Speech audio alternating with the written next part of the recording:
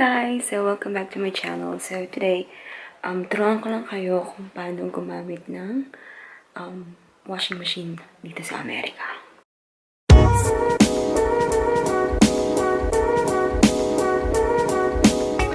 Yan. So, ganito yan.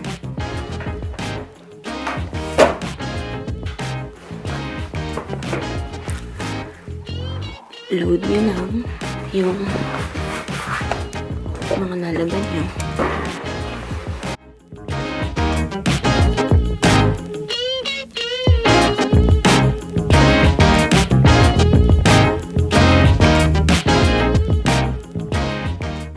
So, kung walang kayo ng ganito, isa lang. Kasya na yun dyan. So, pasok nyo yun. Ayan. Close. Start.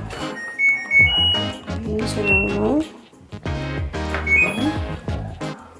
Then, tapos na. Dryer naman tayo.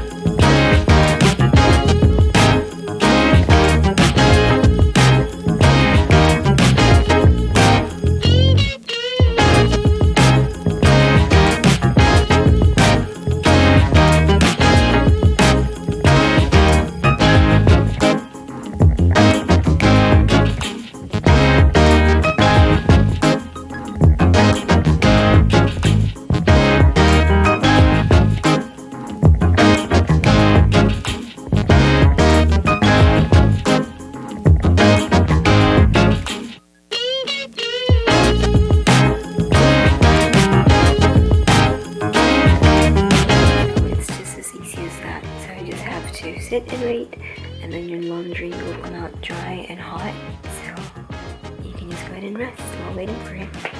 That's about it.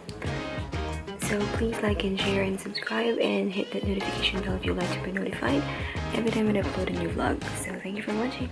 Till next vlog guys. Thank you. Bye.